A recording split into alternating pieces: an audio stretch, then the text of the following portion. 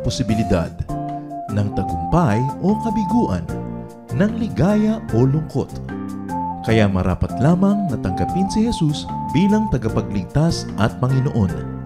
At matapos yun ay panariwain ang katapatan at paglapit sa Kanya bawat araw o day by day. Ang day by day ay naglalayong umalalay sa pang-araw-araw na pamumuhay. Narito po si Kuya Ed Lapis sa mensaheng pinamagatang 5 Major Lessons from Proverbs.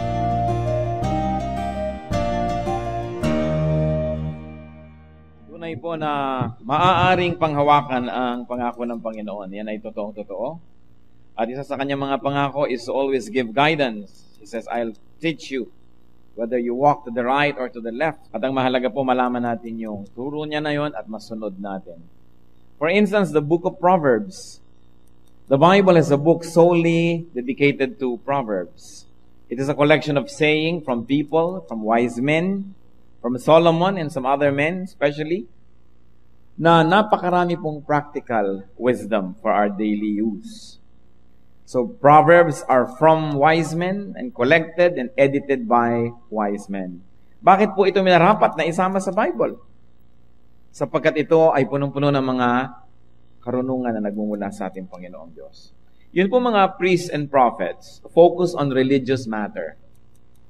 Mga bagay na may kinalaman sa spiritual and religious and doctrinal teachings. Meanwhile, they also had a counterpart in God's ministration to the people. The sages, the wise men. The wise men focus on practical and philosophical issues. So that put together, they comprise God's guidance to people. Kaya ang turo po ng mga pari ng unang panahon, ng mga propeta tungkol sa mga doktrina. At ang katuruan naman ng mga matatalino at marunong na tao sa pang-araw-araw na buhay. Yung pong dalawang yon ay hindi magkasalungat. Sila ay magkasama para makumpleto ang pagtuturo ng Panginoon sa atin. Both contributed to the people's enrichment and enlightenment. And both were in the Bible. Sa Bible may mga prophecy, may mga doctrinal teachings, at meron din pong Proverbs. Because the Bible is also for practical wisdom. Sa katunayan, walang katuturan at walang gamit yung napakatatayog ng mga katuruan, mga matataas na mga doctrinal teachings kung hindi maibababa at magagamit sa pang-araw-araw na buhay. Because the Lord would like His wisdom to be useful, but more importantly, for application. What are the highlights of Proverbs? 31 chapters of Proverbs. What can we learn and what great truths can we learn in one sitting, in one serving? And this is one of our attempts today. We will attempt at focusing on the major lessons, in fact, 5 major lessons from Proverbs. Punong-puno ng karunungan, punong-puno ng practical wisdom, ano po ang pwede nating matutunan sa minsanan na pagdalaw in a panoramic view dito po sa katuruan ng Proverbs. Salamat po, Panginoong Diyos, sa pagtuturo niyo sa amin. Salamat na ang karunungan niyo ay hindi lang para sa mga pantas, hindi lang para sa mga matataas na mga usapan, kundi lalong-lalo sa pang-araw-araw na pamumuhay. Hinihiling namin ngayon, Panginoon, na kami po ay inyong pagpalain. Magpakilala po kayo. Tunay pong ipakita niyo sa amin ang inyong kalooban. May your power be made real in our lives today, Father. Reveal yourself to us. Lead us unto greater godliness. Teach us. Enable us to make very practical applications of your word. And Father, we reject, rebuke all work of evil. Tinatanggihan namin ang anumang uri ng mga gawa ng kaaway, mga pandaraya, at tinatanggap lang namin ang iyong katotohanan.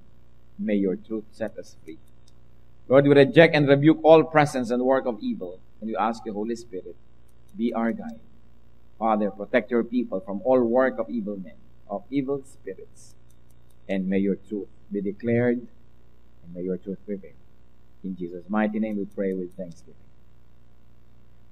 5 major lessons from Proverbs, o 5 mga pinakamahalaga, pinakapangunahing katuruan mula sa mga salawikain. Unang-una po, ang major purpose ng Proverbs is to enable people to have a peaceful life. para magkaroon ng tahimik, mapayapa, masagana, maayos na buhay. Kaya ang mga katuroan nito ay may kinalaman sa mga pagbubunyag, pagpapakilala ng mga gumugulo sa buhay ng tao.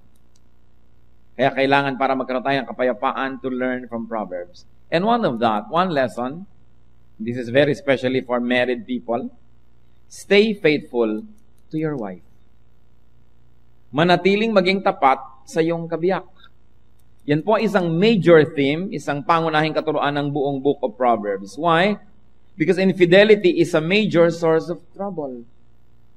Ang pagtataksil sa kabiyak ay isa sa mga pinakamalalaki, pinakamalalawak na mga pinagmumulan ng maraming suliranin ng mag-asawa unang-una, pagkatapos ng mga anak nila, ng kanilang mga manugang, ng kanilang mga kapatid, hipag, lahat nagkakadamay-damay pagka ang isang mag-asawa ay hindi nagiging matapat sa isa't isa. Halos napakalaking porsyento ng problema ng mga pamilya ay may pinag-uugatan sa pagtataksil, either ng husband or wife. And because the man is supposedly the more responsible one, kaya sa kanya ina-address to, stay faithful to your wife. Ano pong sabi ng Proverbs 5:3-4? For the lips of an adulteress drip honey, and her speech is smoother than oil. But in the end, she is bitter as gall, sharp as a double-edged sword. Ang mga labi daw po ng mga ngalon niya, ng mga babae lalong nang aakit, ay parang kasing tamis ng pulot-pukyutan. At ang kanyang pagsasalita ay kasing swabe ng langis. Subalit, sa wakas daw, ito'y mapait pa sa abdo at mapanganib pa kaysa sa isang balaraw o isang punyal na dalawa ang talim. Ano pa ang sabi ng Proverbs 5:15-18 from the NIV? Drink water from your own cistern, running water from your own well. Should your springs overflow in the streets, your streams of water in the public squares? Let them be yours alone, never be shared with strangers. May your fountain be blessed, and may you rejoice in the wife of your youth. And for a more graphic and clearer reading, let's read the same verses from the contemporary English version. Proverbs 5:15-18. You should be faithful to your wife, just as you take water from your own well. And don't be like a stream from which just any woman may take a drink. Save yourself for your wife, and don't have sex with other women. Be happy with the wife you married when you were young. So, napakadali naman sigurong unawain. Sabi, kailangan lalaki maging tapat ka sa iyong asawa. Katulad ng, ikaw lang dapat ang umiigib sa sarili mong balon. Huwag kang matulad sa mga ilog na kahit sino na lang ay pwedeng makiinom. Sabi, ireserba mo ang iyong sarili para sa iyong asawa lamang at huwag kang makikiapid sa ibang mga babae. Humanap ka ng kaligayahan sa piling ng asawang pinakasalan mo nung bata ka pa. In other words, it's a very beautiful play with words also. That may you rejoice in the wife of your youth, not in the youth of your wife. In the wife of your youth.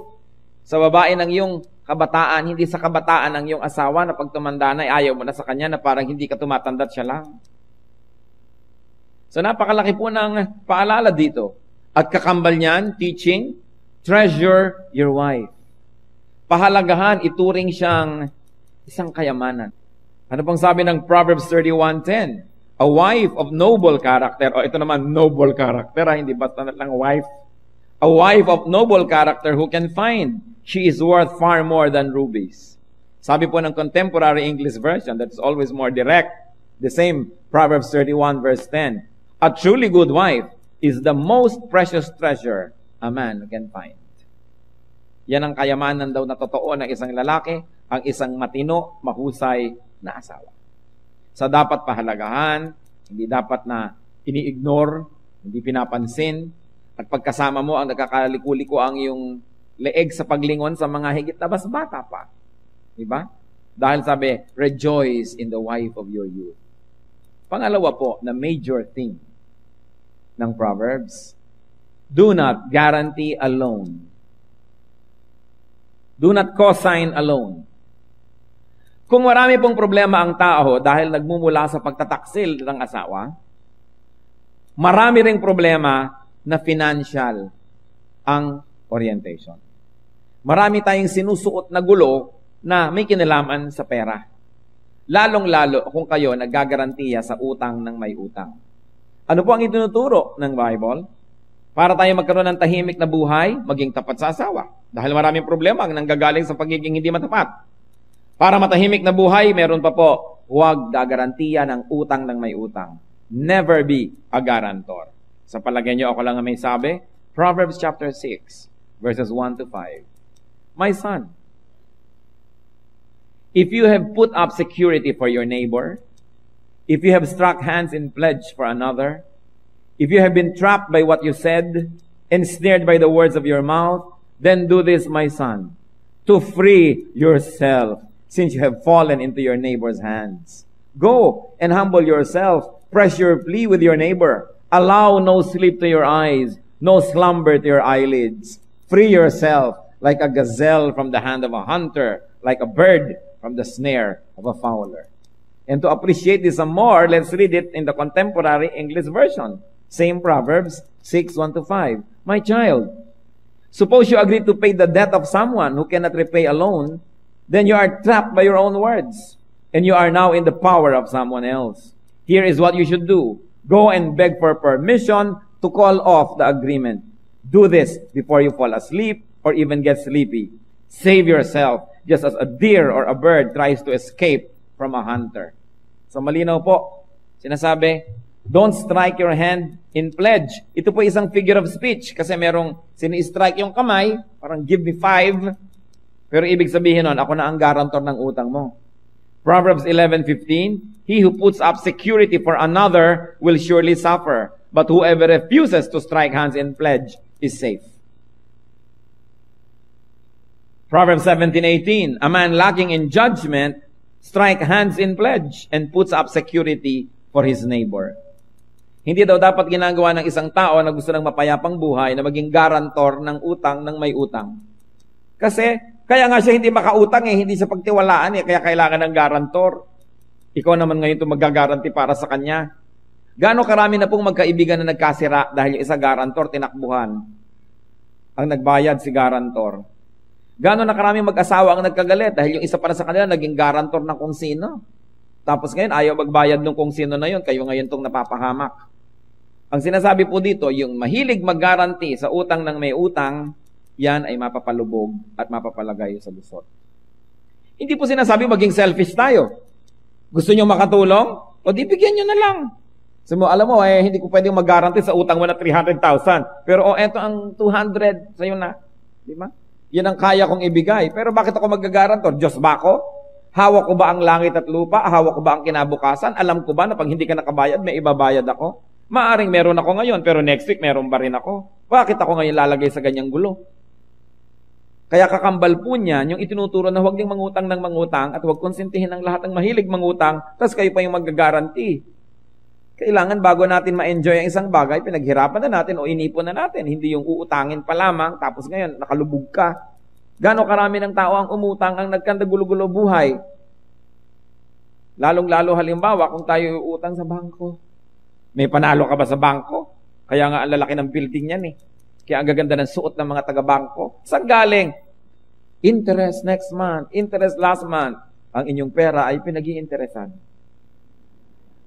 Sa palagay nyo, kayo nagkaka-interest. Saan galing lahat ng pera ng bangko? Di ba sa mga pera ng mga taong umuutang? Kaya lagi po nating nakikita, halimbawa din mangungutang kayo sa bangko. Kung meron po kayong ibang maisasangla, gusto nyo magsangla, ibenta nyo na lang. Kasi 90% ng nakita ko nagsangla, di naman natubos.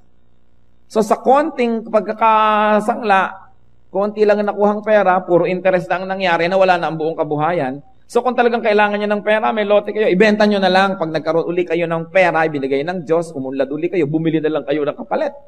Pero yung sasangla kayo, ang konti-konti ng kinuha nyo, 200,000, mamaya 5 milyon na yung utang nyo. At kung marami rin lang kayong isasangla, huwag nyo isasangla yung tirahan. Kasi pinakamahirap yung mawalan ka ng tirahan. Isangla nyo na yung bukid, isangla nyo na yung kung ano, yung nalagyan ng pabrika, pero yung sarili mong bahay, pinakamahirap. Hindi pa ba sapat ang nakikita natin sa paligid na istorya ng napakaraming tao? Kaya dapat tayo maging wise. That's why Proverbs is teaching us about even money matters. Because God knows that when money matters become our problem, everything else is become affected. At ano po ang sabi? Gusto ng Panginoon tayong malaya. Jesus is truth. The truth sets free. Sabi niya, my peace I give to you. My peace I live with you. Ang gusto ng Panginoon para sa atin, isang mapayapang buhay. So, mabuti pa, ibenta nyo na lang. Dahil napakaraming naiilit. Sayang, konti lang ang nakuha, ang laki ng kapalit. Pero ang sinasabi, huwag kayong maging garantor. Ang dami ko nang nakitang tao gumulo buhay kasi guarantee siya dito, guarantee doon, guarantee dito, tapos hindi naman nababayaran ng mga nangutang. Bakit? Bihira namang nangungutang ang nagbabayad May kilala na ba kayo na nangungutang na mahilig magbayad? Mahilig mangutang, pero hindi mahilig magbayad. Pag nandiyan na yung pambayad, nangihinayang na. Kahit bayaran ka ng buo, kaya, kukonti-kontiin ka dahil gusto hawak yung pera niya. That's why the Lord teaches even on this very practical matter. Ano pa po ang isang major teaching? Kung susuriin nyo ang buong Proverbs, treat people with honesty. Huwag mandadaya ng kapwa. Lalo kayo negosyante, kayo nagtitinda, kayo ay merong mga kalakal, huwag mandadaya. Dahil, tulad ng infidelity o kataksilan sa asawa, tulad ng pakikigusot sa utang ng may utang at pakikilahok bilang garantor, yun din pong pandaraya ng kapwa, pinagmumulan ng maraming gulo sa buhay. Maraming gumaganti sa atin, maraming nagagalit, at hindi lang yun, ang Diyos mismo ang nagagalit. That's why Proverbs emphasize teachings on honesty. Proverbs 11:1, the Lord abhors dishonest scales, but accurate weights are His delight. The Lord hates dishonest scales. Ang dami po niyan sa Bible. Proverbs 11:3, the integrity of upright guides them, but the unfaithful are destroyed by their duplicity.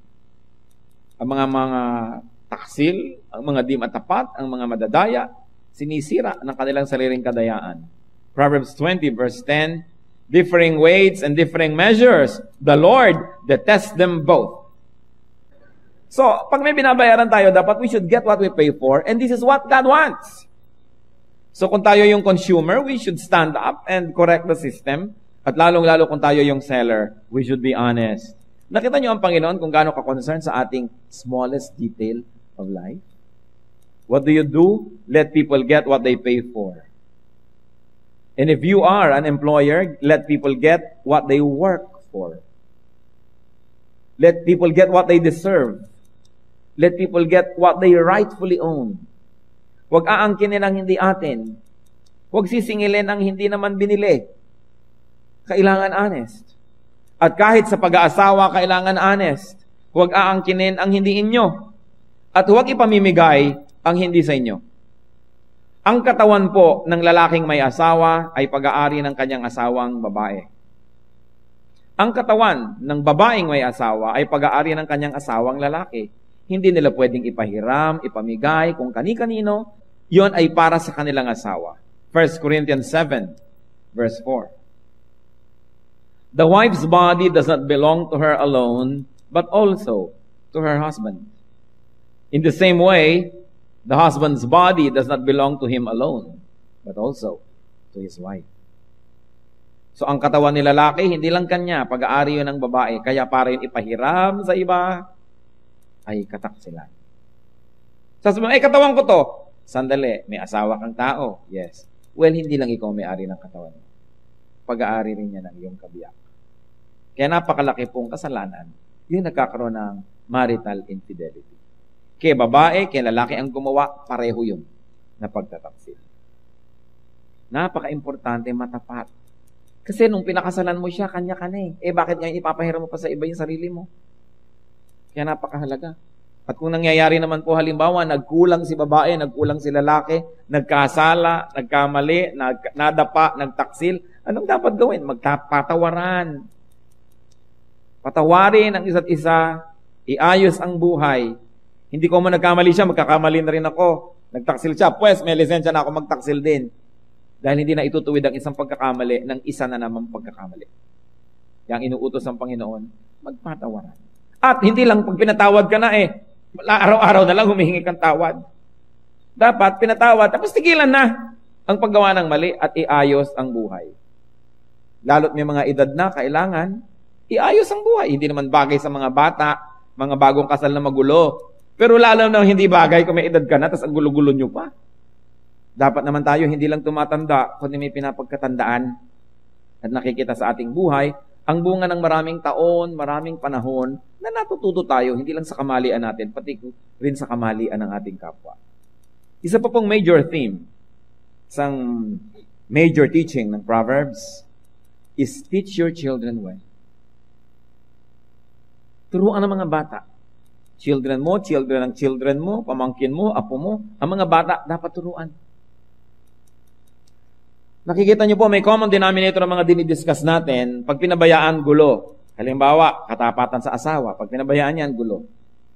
Pakikialam sa pangungutang ng iba, financial transaction nila, pagka yan ay ginangyari, may gulo. Ano pa po? Pagka may dayaan, may gulo. Ano pa? Pag di natin tinuruan ng mabuti ang mga bata, ang kasunod, gulo. If you do not win the children for Christ today, they can be your enemies tomorrow. If you do not teach them to respect you now, they are the first ones that will be disrespectful to you tomorrow. Tinuturoan ng mga bata, maliliit pa lang, huwag kang maramot, bigyan ng nanay, bigyan ng tatay, o may kinakain ka, hatian ng kapatid. Hindi, o sige, bata ka pa naman, kainin mo lahat. So pagtanda, nagiging makasarili, hindi marunong magbigay. Training is important. Because one of the greatest problems that a family could have could come from the children. That's why Proverbs emphasize teaching and teaching well, especially the children. Proverbs 22 verse 6 reflects this major teaching that is echoed all throughout the Proverbs. Train a child in the way he should go, and when he is old, he will not turn from it. Turuan agad. Bakit kung kayo po ba'y lumaki sa Ilocos at kumakain kayo ng mga dinengding at mga bagoong at kung ano-ano, na-outgrow nyo ba yon? Never! Kahit makarating kayo sa San Francisco, dalan nyo ang dinengding. O pagka ikaw ay lumaki, kumakain ka ng ginamos o kung ano-ano, na-overcome ba yon? No, hanggang kahit saan, maging astronaut ka man, may dala kang ginamos sa buwan. Why? Because you were trained when you were a child to like it. O kung tinuturoan natin ang mga bata ng kabutihang asal, pagiging makadiyos. Sabi ng Bible, train a child in the way he should go. When he is old, he will not depart from it. Kaya nga lagi natin ipinakikiusap kahit sa mga umaattend sa ating mga worship. Kung yung bata ay meron ng edad, ilagay na sa Sunday school. Kasi ang mga aralan doon, tama sa edad nila, tama sa kanilang language, tama sa style nila. Kasi pipilitin yung kasama nyo dito sa worship para lang panatag ang loob nyo. Pero hindi naman siya nag-e-enjoy, hindi siya natututo. Dahil iba naman ang level ng usapan dito. So sasamantalahin po natin yung pagpapalaki sa mga bata sa tamang paraan.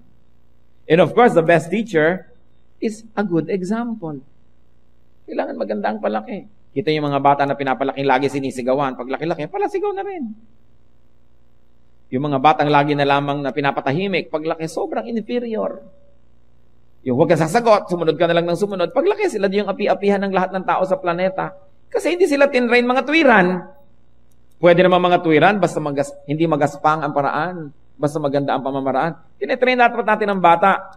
Inaapi na ng kapwa, hindi pa tumatanggi. Kasi sobra mo namang sinuheto ng bata, controlled na controlled. Kaya wala siyang alam, kundi sumunod lang.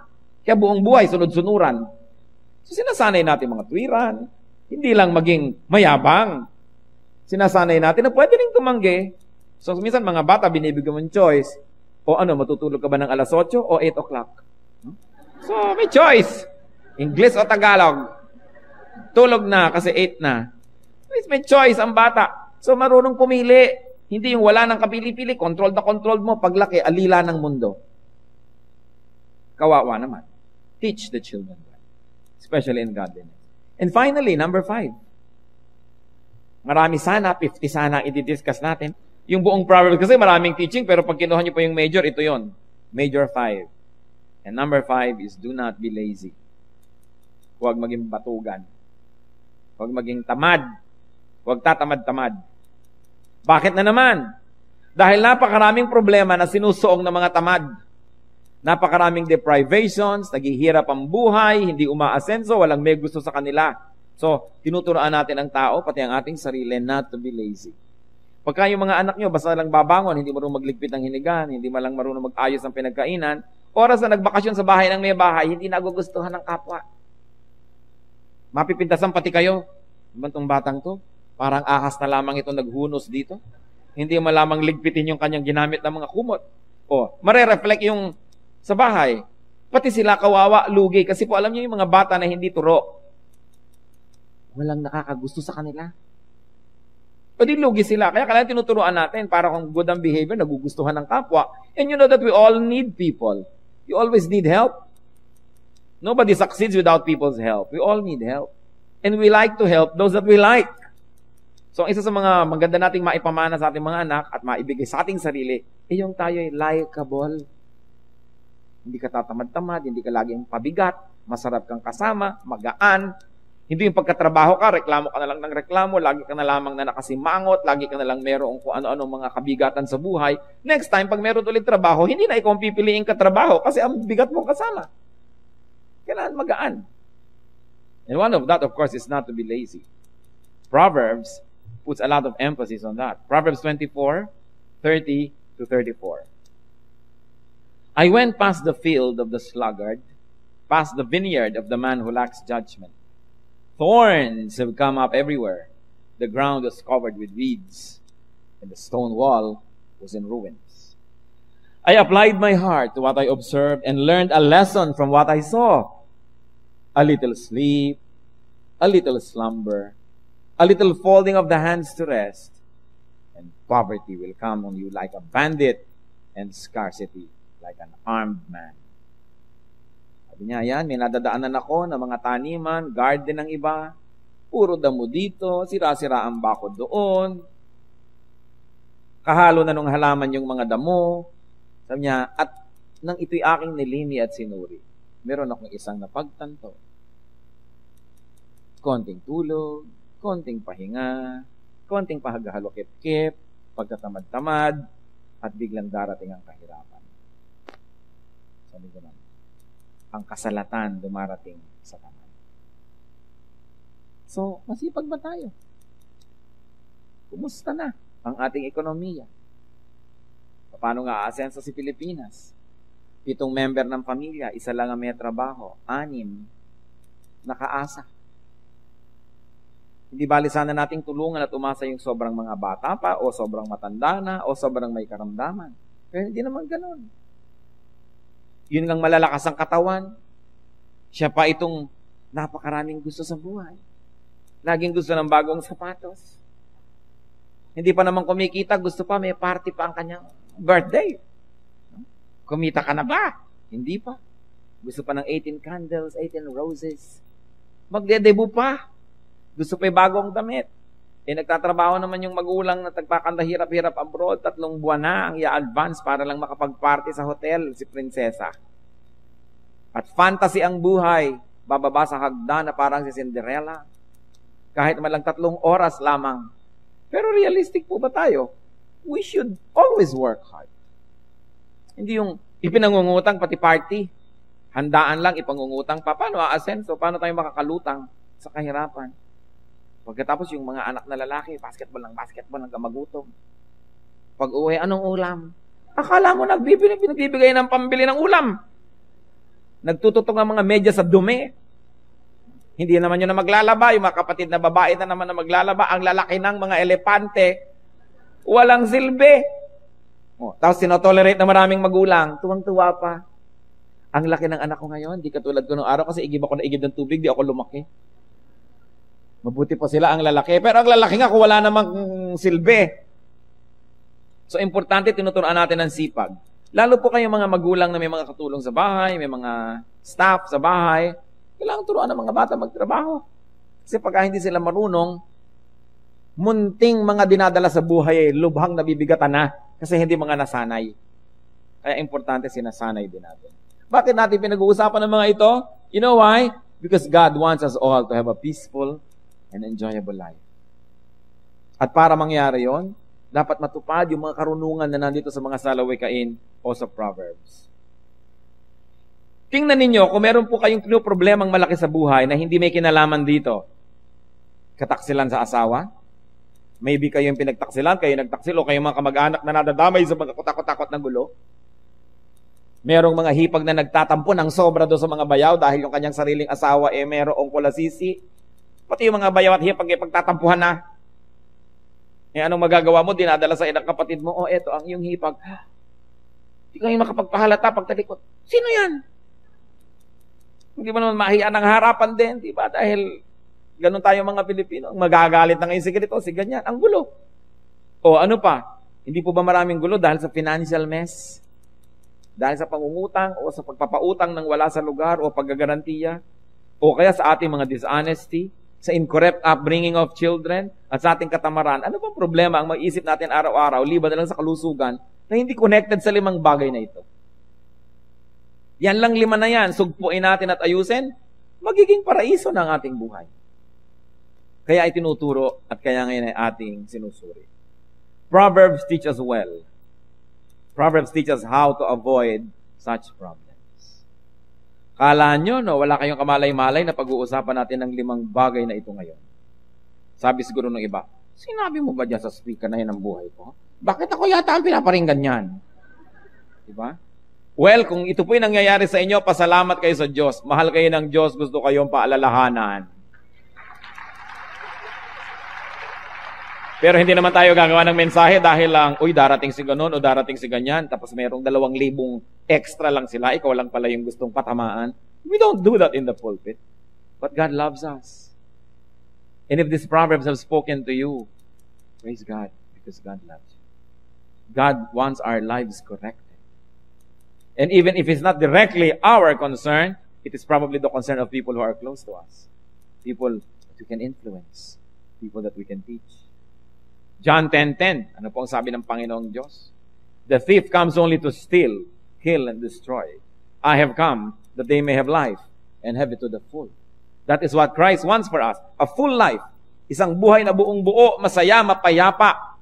Napakahalaga po yung buhay na payapa. At kayo na nasuot na sa mga gulo, alam niyong ibig kong sabihin, napakahalaga yung tahimik na buhay. Hindi yung laging may bangayan, may awayan, may panganib, may iskandalo. Mahalaga tahimik. Wala naman taong gustong magulong buhay. Pero dapat ayusin. Kung may dapat bunutin, bunutin. Kung mayroon dapat na sunugin, sunugin. Hindi tao yung pong problema. Kung meron tayong dapat alisin, alisin para umayos ang buhay. Life is short, but it is always long enough. Long enough to be corrected. So have an abundant, a full, and a peaceful life. Ano pong dapat natin gawin? Listen to the Proverbs. Pakinggan ang sinasabi ng mga salawikay. Tayo po yumuko sa presensya ng ating Panginoon. Mag-isip-isip, magbulay-bulay. Alin sa 5 pangunahing pinagmumula ng suliraning ito, ang ngayon ay dapat nating bigyan ng pansin. Dapat aksyonan. Dapat ayusin. Hindi aksidente ang buhay. Lalong hindi aksidente ang pakikipagniig natin sa Panginoon. Mahal tayo ng Diyos. Gusto niya iayos ang ating buhay. Kumisan ang pag-aayos ay masakit. Subalit, mas masakit na hindi mag-ayos. Kaya kung masakit din lang ang pag-aayos, harapin na, masakta na minsan, tapusin na, at magkaroon ng kapayapaan. Tayo po yumuko sa Panginoon at makinig sa kanyang tinig. Ano po bang ipinapaalala? Anong itinuturo? Buhay mag-asawa, buhay pamilya, buhay pinansyal, work ethic, sipag, buhay natin, buhay ng mga taong natuturuan natin. The Spirit is here. The Spirit likes to bless. Panginoong Diyos, kami po'y napasasakop sa inyo. Kinikilala namin ang inyong pagiging hari sa aming buhay.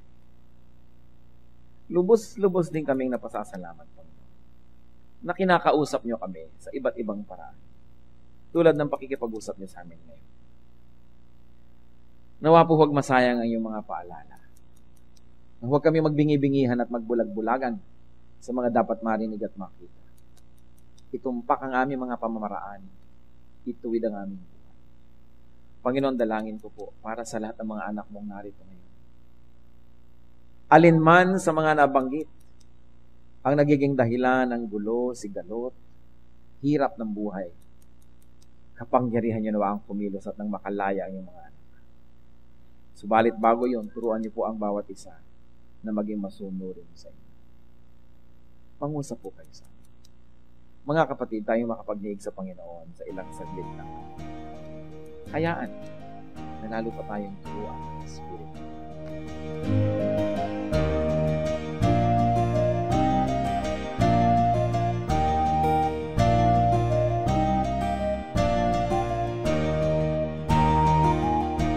Ang katatapos pong mensahe ni Kuya Ed Lapiz ay pinamagatang 5 Major Lessons from Proverbs.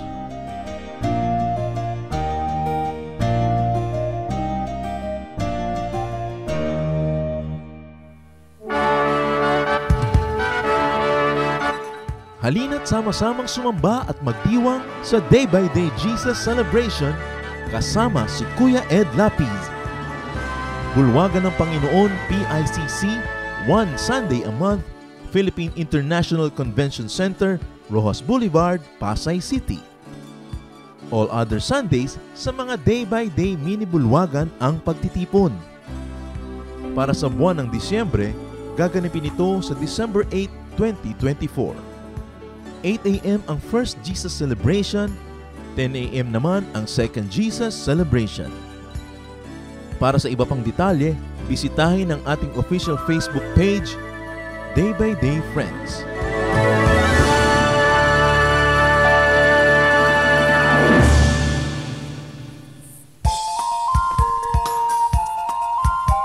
Ako po si Pastor Arnold Hernandez.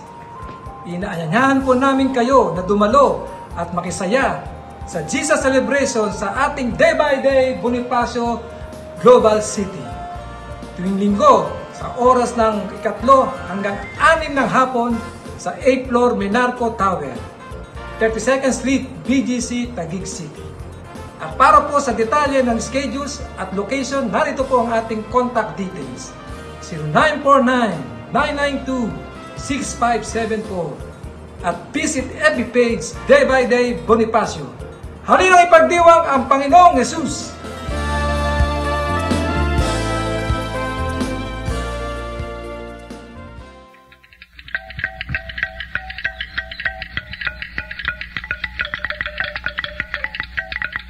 Maraming kayamanan ng ating bayan na dapat maipagmalaki at isa na rito ang ating musika.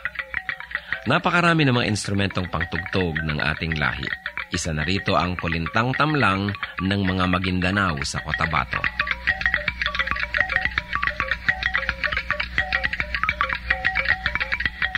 Ang kulintang tamlang ay instrumentong pangmusika at yari sa 8 piraso ng kawayan na inilatag ng sunod-sunod ayon sa haba at tono. Hinahampas ito ng 2 maiigsing patpat sa magkabilang kamay. Sa mga Maguindanao, ang kulintang ang pinakakilala at pinakapangkaraniwang instrumentong ginagamit sa mga kasiyahan. Ito ay isang hanay ng 8 maliliit na agong na may umbok.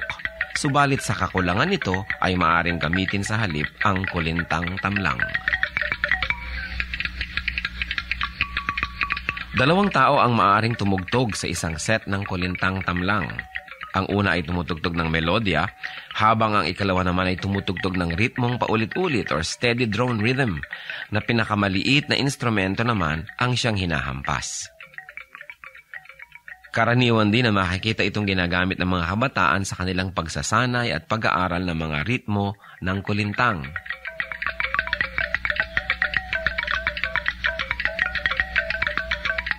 Yan ang kulintang tamlang ng mga Maguindanao sa Cotabato. Kayamanan hindi lang ng Maguindanao, kundi ng buong bayan. Marapat isuko sa Panginoon at gamitin sa paglikha ng musika sa pagsamba sa Kanya.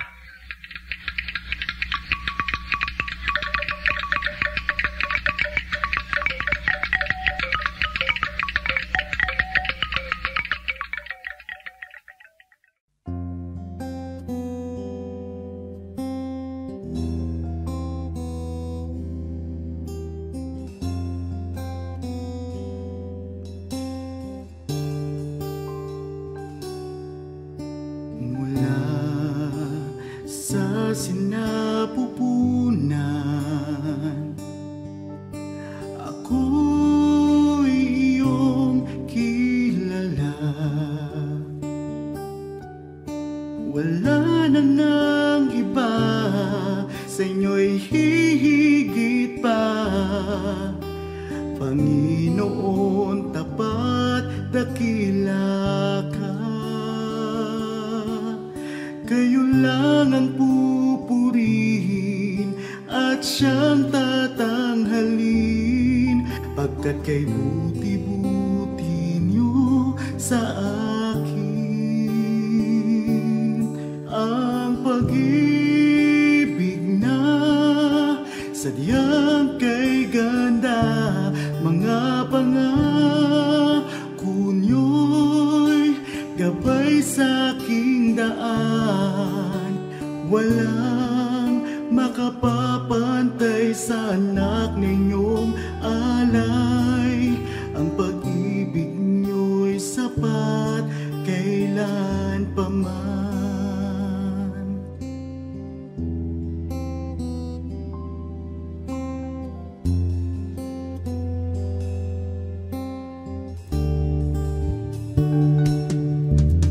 Tinawag niyo akong kaibigan, kahit na ako ay pariwara. Sagat sa labis ang inyong pagmamahal, sa tupang sa kawan na nawala. Kung aking bibilangin bawat butil ng buhangin, ang habag niyo'y ganon karami rin. Ang pag-ibig na sadyang kay ganda, mga pangako niyo'y gabay sa aking daan. Walang makapapantay sa anak na inyong alay. Ang pag-ibig niyo'y sapat kailan pa man. Paano ba masusukat taas, lalim, layo't lawak ng pag-ibig niyong sadyang walang hanggan, walang hanggan. Ang pag-ibig na sadyang kay ganda, mga pangako niyo'y gabay sa aking daan. Walang makapapantay sa anak na inyong alay. Ang pag-ibig niyo'y sapat kailan pa man. Ang pag-ibig niyo'y sapat kailan pa man. Ang pag-ibig niyo'y sapat kailanman.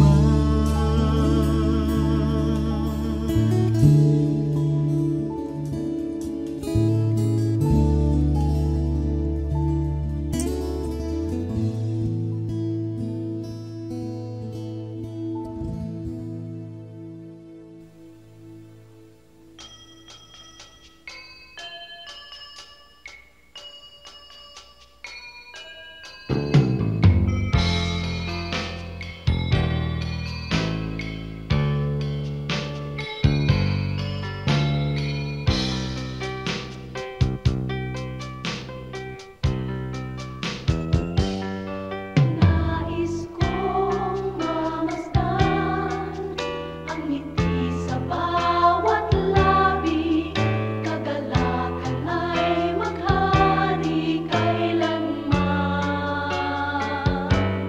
Nais kong marinig itong awit ng pag-ibig, kabutihan at kapayapaan man.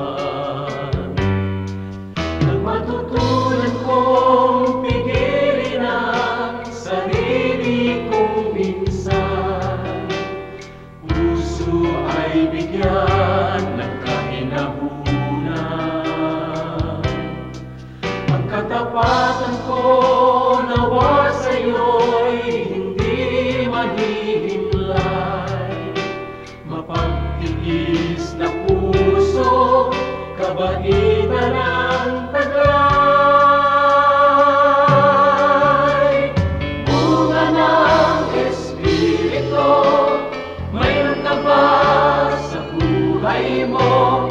Ang kinakailangan na ipakita ng Kristiyanong tunay. Bunga ng Espiritu, kung wala sa buhay mo, kay Jesus tanggapin mo. Bunga ng Espiritu.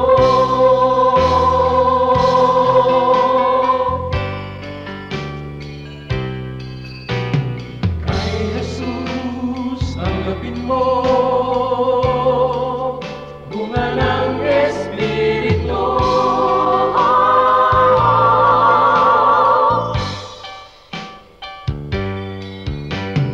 Bunga ng Espiritu, mayroon ka ba sa buhay mo? Ang kinakailangan na ipakita ng Kristiyanong tunay. Bunga ng Espiritu, kung wala sa buhay mo, kay Jesus tanggapin mo. Bunga ng Espiritu.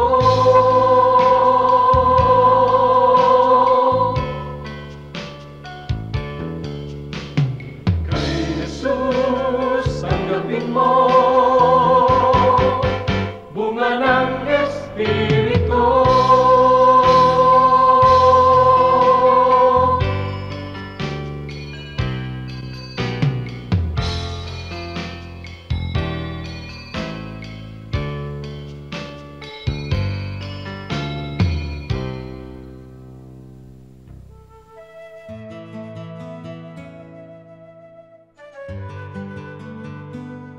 Bakit Bahay Kastila ang tawag sa mga malalaking bahay sa probinsya? Isa ito sa mga maling tawag siguro na nakagawian natin, tawagin na Bahay Kastila, yung mga bahay na bato, bahay na tisa, sapagkat halos wala namang nagtirang mga Kastila dyan. All throughout the Spanish regime, halos isang Kastila lang nga nasa isang bayan at yun yung Cura. Yung mga nakatira dyan sa mga plaza ng mga malalaking mga bahay, yan yung mga descendants ng mga datu, ng mga maharlika. O kaya sila yung mga yumaman sa komersyo. Mga Pilipino yan. Kaya hindi dapat tawagin Bahay Kastila, kundi Bahay Filipino. Ito'y nag-evolve lang naman na Bahay Kubo sapagkat sa korte, sa mga bintana, makikita mo kapis ang ginagamit. Yung paggamit niya ng espasyo sa loob, walang masyadong marami mga dibisyon, maaliwalas. Lahat ng aesthetics at function niyan ay napaka-Pilipino. Kaya ang dapat tawag dyan, Bahay Pilipino.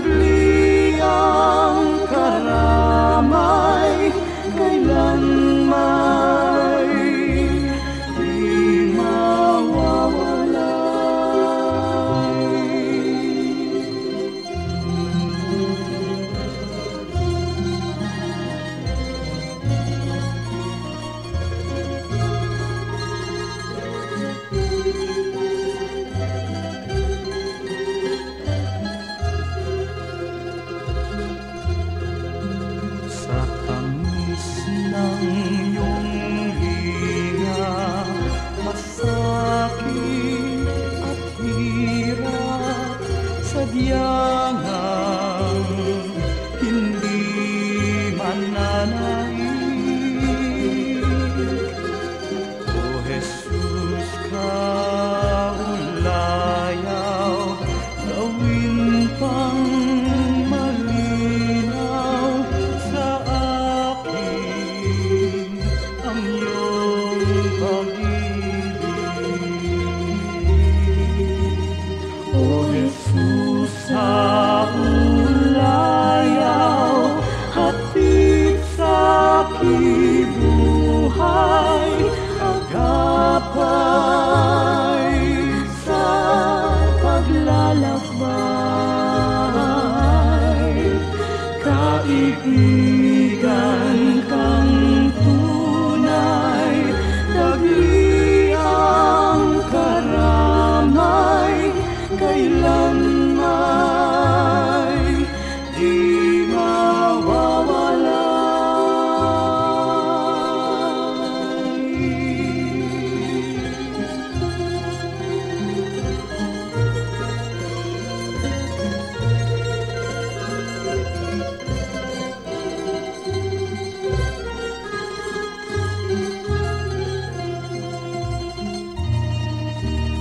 O Jesus, sa ulayaw, hapit sa aking buhay, sa tuwin ay lunas ka sa aking lumbay, sa pag-ibig niyong alay, nasa daldalisay ang puso ko'y humihinlay. O Jesus, sa ulayaw, hatid sa aking buhay, agapay sa paglalakbay. Kaibigan kang tunay, dagli ang karamay, kailanman di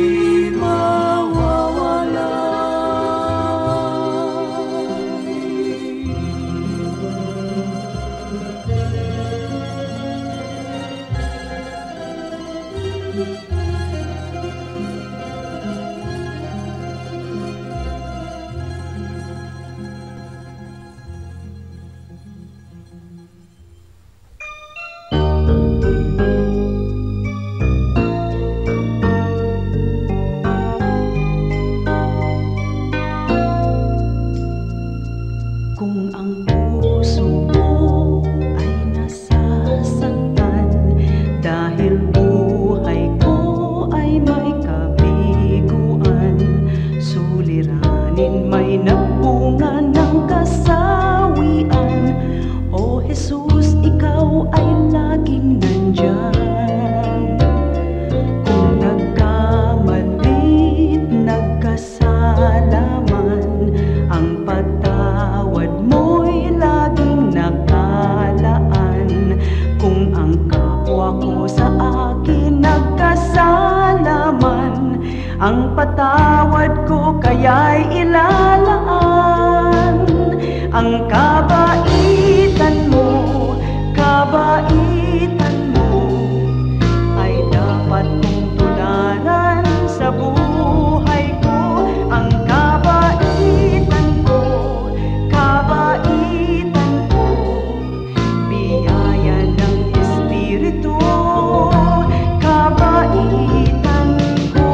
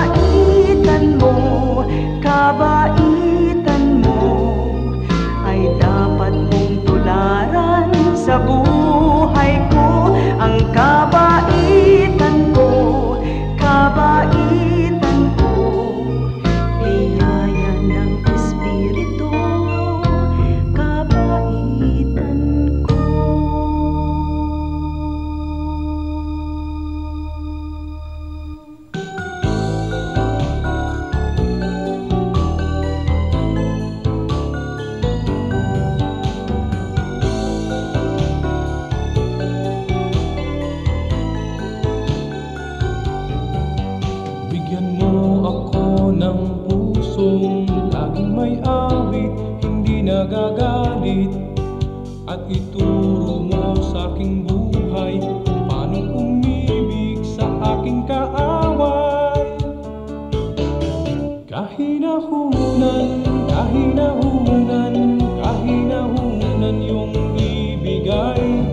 Kahinahunan, kahinahunan, bunga ng Espiritong buhay. Kahinahunan, kahinahunan, kahinahunan yung ibigay.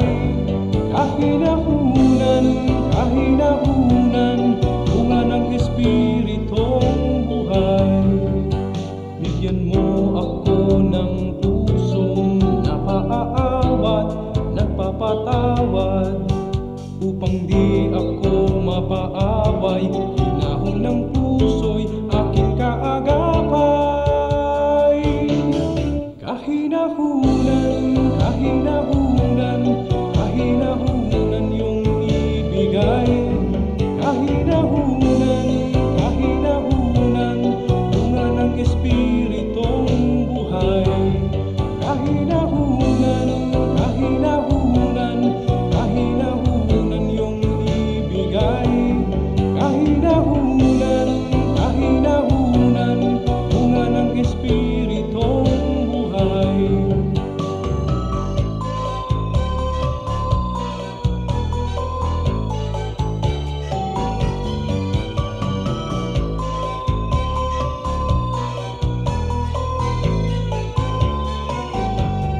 Kahinahunan, kahinahunan, kahinahunan yung ibigay.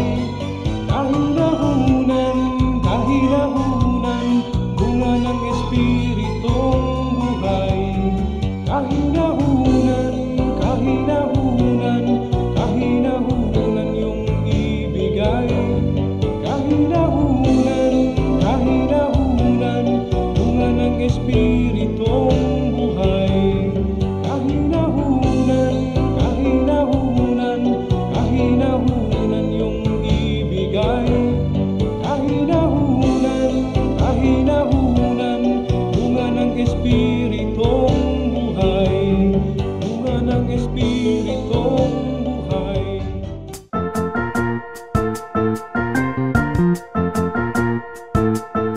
Oras na po para pansamantalang magpaalam ang programang Day by Day.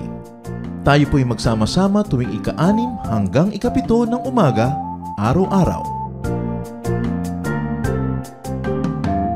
Magandang umaga po at mabuhay ang Panginoong Hesus!